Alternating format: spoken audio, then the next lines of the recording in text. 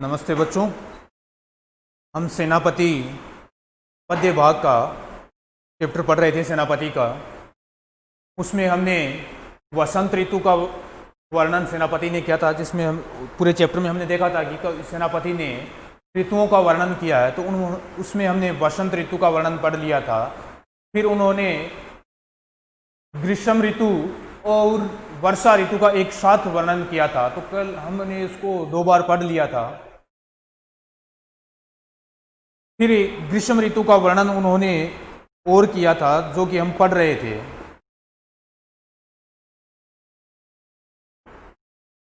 उसमें हमने देखा था दामिनी दमक सुरचाप की चमक श्याम घटा की झमक अति घोर घन घोर अति, ये हम पढ़ रहे थे।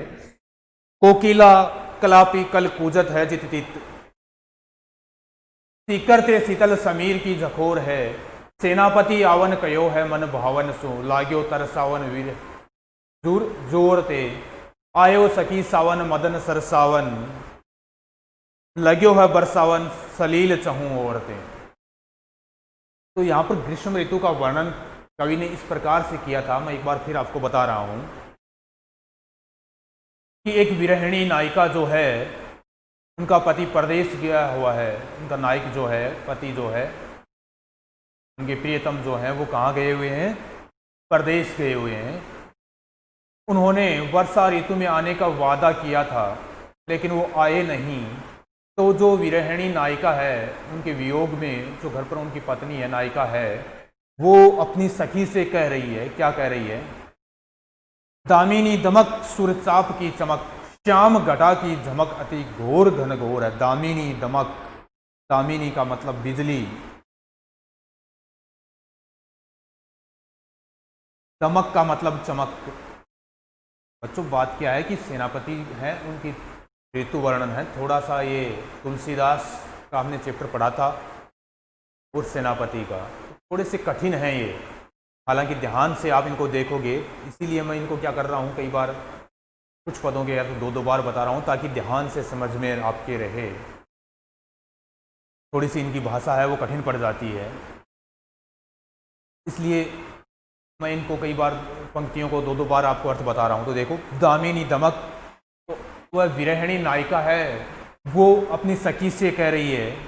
सुरचाप का मतलब है इंद्रधनुष, इंद्रधनुष। सुरचाप का मतलब क्या है? इंद्रधनुष। दामिनी दमक सुरचाप की चमक। तो वो विरहिणी नायिका जिसका पति परदेश में है और जो वर्षा ऋतु में सॉरी बच्चों, मैंने यहाँ पर एक नाम गलत लिख दिया था, ग्रीष्म ऋतु। यानी वर्णन किस ऋतु का है यहाँ पे? वर्षा ऋतु का। इन पंक्तियों में किस ऋतु का वर्णन है? वर्षा ऋतु का है। हम वो ऊपर वाले पद की बात करते करते ग्रीष्म ऋतु यहाँ पर लिख गए, वर्षा ऋतु का। तो वर्षा ऋतु में आने की बात कहकर गए थे। ग्रीष्म ऋतु और वर्षा ऋतु का तो साथ आ चुका है, उन्हीं में है। अब ये जो पद है वो वर्षा ऋतु का है। तो एक नायिका के प्रियतम है, वो प्रदेश में है और वर्षा ऋतु में आने की बात कहकर गए थे, लेकिन आए नहीं। तो वो अपनी सखी सी कह रही है, दामिनी दमक सुरचाप की चमक, कि हे सखी, सावन का महीना आ गया है, बिजली चमक रही है, आसमान में सुरचाप इंद्रधनुष सुशोभित हो रहा है, कि हे सखी, वर्षा ऋतु आ चुकी है और आसमान में बिजलियां चमक रही हैं और आकाश में इंद्रधनुष है, वो भी बहुत ही अच्छा सुशोभित हो रहा है। घटा की झमक अति घोर घनघोर है। चारों तरफ घटा की झमक, काली घटाएं हैं। काली जो घटा है, बादल जो हैं, उनकी झमक यानी वर्षा कर रहे हैं। अति घोर घनघोर थे, और उनकी गर्जना भी बड़ी भयंकर है, यानी बादल गरज रहे हैं। बात क्या है कि वर्षा ऋतु में क्या होती है? आसमान में बादल छाए रहते हैं, वर्षा होती रहती है और बादलों की जो गर्जना है वो भी होती रहती है, बादल गरजते रहते हैं। तो वो अपनी सखी से, वो विरहिणी नायिका कह रही है कि आसमान में बिजली चमक रही है, चारों तरफ आकाश में इंद्रधनुष भी है, उससे शोभित हो रहा है। वर्षा ऋतु में इंद्रधनुष दिखाई देता है। इंद्रधनुष, इसमें 7 रंग होते हैं। बादल, काली काली घटाएं छाई हुई हैं, काले काले बादल छाए हुए हैं, वो बरस रहे हैं और उनकी गर्जना भी बड़ी भयंकर होती है। कोकिला कलापी कल कूजत है जित तित। कोकिला यानी कोयल। कोकिला का मतलब क्या होता है बच्चों? कोयल। कलापी मोर, कलापी मोर। वर्षा ऋतु जब आती है तो कोयल और मोर शोर करने लगते हैं, कूजते, बोलने लगते हैं। कूजत यानी बोलने लगते हैं। जित तित इधर उधर। जित तित का मतलब है इधर उधर, इधर उधर। तो क्या कह रही है उदयनी नायिका कि वर्षा ऋतु में कोयल और मोर भी शोर कर रहे हैं, वो इधर उधर शोर करते हुए घूम रहे हैं। सीकर ते शीतल समीर की झकोरतें। सीकर वर्षा की बूंदे। सीकर का मतलब होता है बच्चों वर्षा की बूंदें।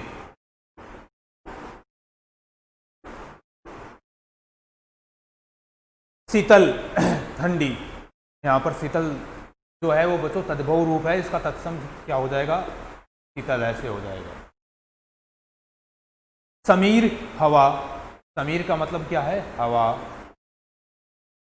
तो यहाँ पर सीकरते शीतल समीर की झकोर है और वो नायिका कह रही है कि वर्षा की बूंदों से हवा है वो भी क्या हो गई है? शीतल हो गई, ठंडी हो गई है। वर्षा की बूंदों के कारण हवा भी ठंडी हो गई है।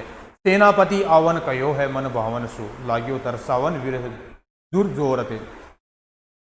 कवि सेनापति कह रहे हैं, वर्णन करते हुए कहते हैं कि वो नायिका, विरहिणी नायिका अपनी सखी से कह रही कि हे सखी, मेरे मन भावन ने, मेरे प्रियतम ने मुझे इस ऋतु में आने का मुझसे इस ऋतु में आने का वादा करके गए थे।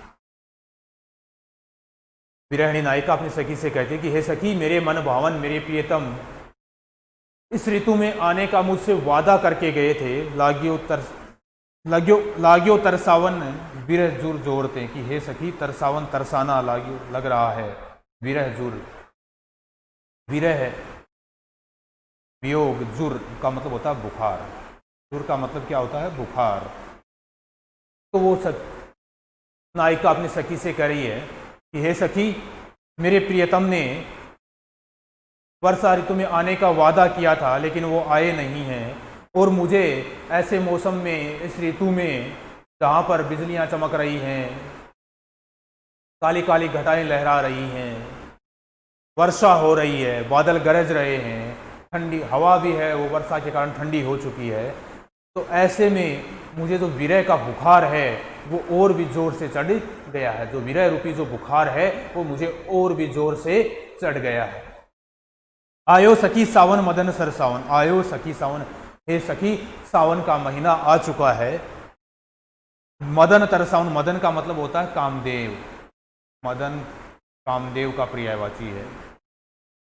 तो हे सखी, ऐसे में मुझे कामदेव है वो तरसाने लगे हैं, अर्थात काम वासना की तरफ मैं अनुरुक्त होती जा रही हूँ। लग्यो है बरसावन सलील चहूँ औरते। सलील का मतलब बच्चों यहाँ पर होता है जल। तो हे सखी, सावन का महीना चल रहा है और मुझे काम वासना की ओर मेरा मन आतुर हो रहा है। चारों ओर वर्षा हो रही है, जल फैल रहा है, तो ऐसे मौसम में जो काम वासना के भाव मेरे मन में है वो और अधिक जग रहे हैं। तो ये था वर्षा ऋतु का वर्णन। ध्यान में रखना है कवि ने किसके माध्यम से किया है? एक विरहिणी नायिका के माध्यम से किया है, जिसका नायक जो है वो कहाँ पर है? प्रदेश में। अब बच्चों हम देखते हैं अगला पद।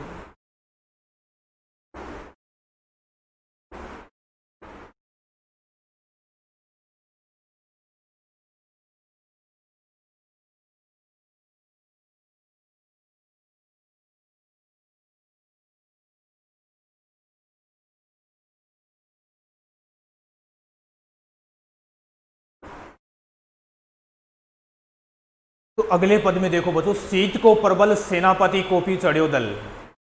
निबल अनल गयो सुरी शिराय के। हिम के समीर तेई बरसे विषम तीर।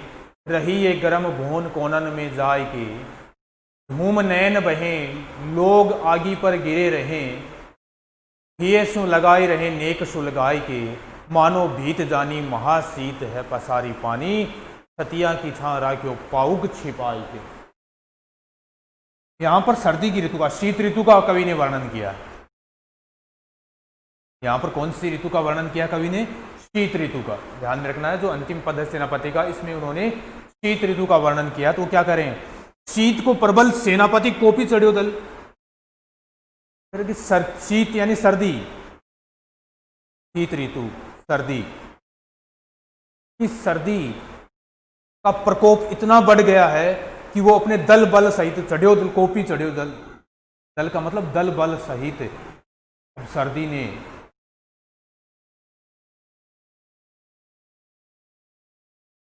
दल बल सहित, तो कवि यहां पर वर्णन करते हुए क्या कह रहे हैं कि सर्दी का प्रकोप इतना तेज हो गया है अब कि वह एक सेनापति की भांति, जैसे राजा की तरफ से युद्ध करने जाते थे तो सेना का एक सेनापति होता था तो वो आक्रमण बोलता था, वैसे ही एक सेनापति की भांति, यहाँ पर ध्यान में रखना है सेनापति शब्द यहाँ पर इसके लिए कहा गया है, सर्दी के लिए। इस सर्दी की जो सेना है उसका सेनापति ने एक सेनापति की भांति वो लोगों पर आक्रमण करना उसने शुरू कर दिया। तो कवि क्या कह रहे हैं कि शीत का प्रकोप है वो बहुत ही प्रबल हो चुका है, बहुत ही ज़्यादा हो चुका है और अपने पूरे दल बल सहित आक्रमण कर चुकी है सर्दी की ऋतु, शीत ऋतु। निबल अनल, अब देखो शीत ऋतु को आते ही क्या क्या परिवर्तन होने लगते हैं। निबल, निर्बल, निबल का मतलब निर्बल, निबल का मतलब निर्बल। अनल, आग, अनल का मतलब क्या है? आग। तो क्या कह रहे हैं कवि सेनापति, क्या कह रहे हैं वर्णन करते हुए कि शीत ऋतु ने चढ़ाई कर दी है, शीत ऋतु रूपी सेनापति ने अपने दल बल सहित चढ़ाई कर दी है और उसके प्रभाव से निबल अनल, आग भी कमजोर हो गई है। सर्दियों में क्या होती है?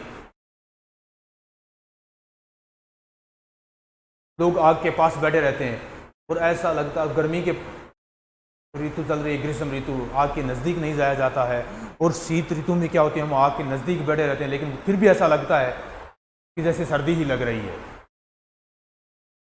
कि आग में कुछ जान ही नहीं है। तो वही वर्णन बिल्कुल बहुत ही सूक्ष्म बारीकी से कवि ने ऋतुओं का वर्णन यहाँ पर किया है कि निबल अनल, शीत ऋतु रूपी सेनापति ने अपने दल बल सहित जब चढ़ाई की तो निबल अनल, आग भी क्या हो चुकी है? कमजोर हो चुकी है। गयो सूरी सिराय के, सूरी का मतलब सूर्य, सूरी का मतलब सूर्य, सियराय ठंडा, सियराय, सियराई यानी ठंडा। गयो सूरी सियराई के, सूर्य भी है वो भी ठंडा हो चुका, अर्थात उसकी धूप भी तेजहीन हो गई है। गर्मियों में वही सूर्य की धूप में उसके नीचे नहीं जाया जाता और सर्दियों में वही सूर्य रहता है लेकिन वो क्या हो जाता है? ठंडा सा हो जाता है, क्योंकि उस सर्दी की ऋतु के कारण उसका असर बिल्कुल समाप्त सा हो जाता है। तो कवि कह रहे हैं कि जब शीत रूपी सेनापति ने अपने दल बल सहित आक्रमण किया तो आग भी निर्बल पड़ गई, कमजोर हो गई और सूर्य भी ठंडा हो गया। हिम के समीर 23 बरसें विषम, हिम बर्फ, हिम का मतलब बर्फ, समीर हवा, 23 बरसें बरस रहे हैं विषम तीर, विषैल तीर।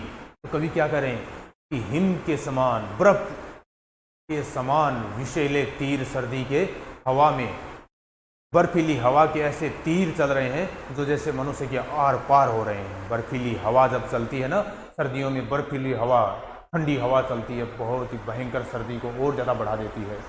तो कह रहे हैं कि बर्फीली हवा जो है वो जहरीले तीर बरसा रही है। रहिए गर्म भोन कोनन में जाइए, रहिए गर्म भोन, गर्म हवा, गर्म भोन का मतलब गर्म हवा। तो सेनापति क्या कह रहे हैं? रही है गर्म भोन कोनन में जाएगी, और जो गर्म हवा थी जो इस सर्दी की से हमारी थोड़ी रक्षा कर सके वो तो कहीं कोने में जाकर छिप गई है, वो गर्म हवा तो कहीं कोने में जाकर छिप गई है। इस शीत ऋतु के डर से, सर्दी के भय के कारण गर्म हवा है वो किसी कोने में जाकर छिप चुकी है। धूम नैन बहे, लोग आगी पर गिरे रहे। धूम, धुएं से, धूम का मतलब होता है धुआं, नैन नेत्र, आगी आग, तो क्या है, धूम नैन बहे, लोग आगी पर गिर रहे हैं, लोग आग पर गिर रहे हैं, अर्थात आग के ऊपर चितरा रहे हैं, अपने हाथ तपाने के, सर्दी कम करने के कारण आग के आसपास कट कर बैठे हैं। आंखों में धुआं है वो घुसता चला जा रहा है, आंसू बह रहे हैं, धुआं है आग का वो आंखों में जा रहा है, लेकिन फिर भी लोग आग के ऊपर सिकुड़े हुए हैं, इकट्ठे हुए हैं चारों ओर। हिये सो लगाई रहे नेक सो लगाई के, तो ऐसा लगता कभी, हिये यानी हृदय के लगाई रहे, नेक की सुलगाई के, और लगातार उसे सुलगाते रहते हैं। ऐसा लगता है मानो कवि सेनापति कह रहे हैं कि लोग आग को अपने हृदय से लगाकर बार बार उसे लगातार सुलगाते रहते हैं, तेज करते रहते हैं कि आग है वो कहीं ठंडी ना पड़ जाए। मानो भीत जानी महाशीत ने पसारी पानी, यहां पानी शब्द जो आया बच्चों हाथ के लिए आया। मानो भीत जानी, भीत यानी भय। अब सर्दी के भय के कारण,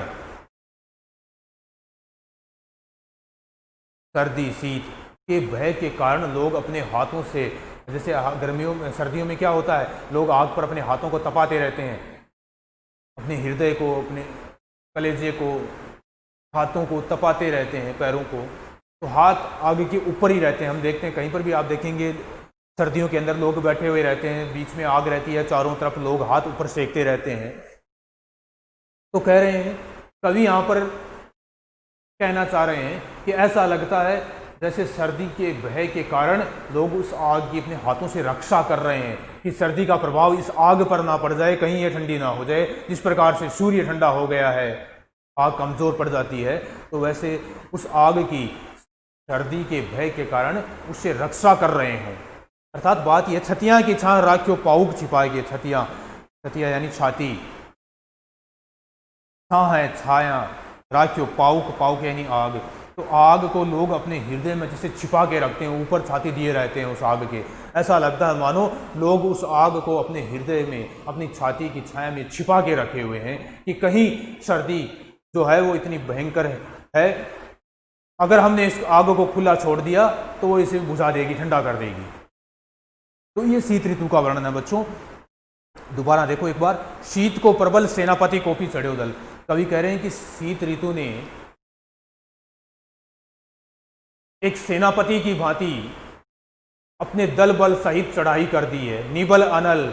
और शीत ऋतु के आने से, भयंकर सर्दी के बढ़ने से, निबल अनल जो आग है वो भी क्या हो गई है, कमजोर हो गई है। गयो सूर्य शियराय के, सूर्य का मतलब सूर्य, तो सूर्य है वो भी क्या हो गया है, ठंडा हो जाता है। सर्दियों में सूर्य भी क्या हो जाता है, ठंडा हो जाता है। हिम के समीर तेई बरसे विषम तीर, और बर्फीली हवाओं के भयंकर तीर हैं वो बरसते रहते हैं, मनुष्य के लगते रहते हैं, जैसे छाती को भेदने वाले तीर।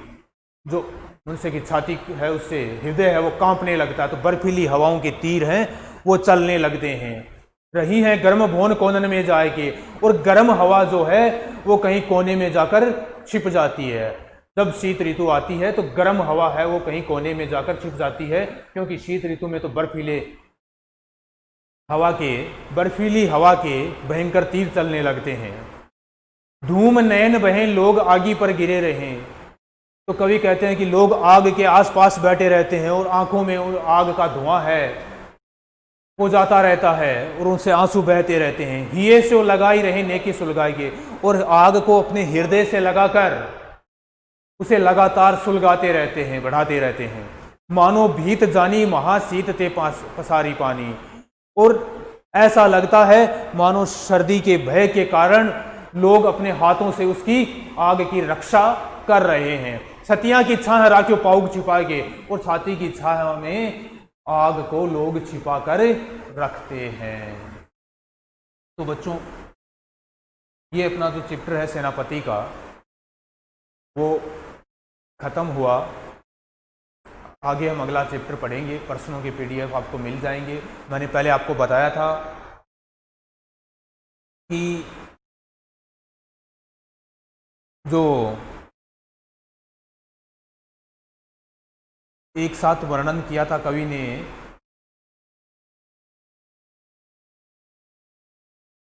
वर्षा ऋतु और ग्रीष्म ऋतु का, उसकी व्याख्या आपको मिल जाएगी। लेकिन बच्चों ये ध्यान में रखना आपको कि वो कोई निश्चित नहीं है कि परीक्षा में वही व्याख्या आए। एक एक व्याख्या इसलिए आपको करके दी जा रही है ताकि आप समझ सकें कि वो कैसे होती है। और इन चैप्टर्स को आप ध्यान से पढ़ें। तुलसीदास 3 चैप्टर आपके हो चुके हैं, तो आप इन चैप्टर्स को बड़े ही ध्यान के साथ पढ़ें। ठीक है बच्चों, धन्यवाद।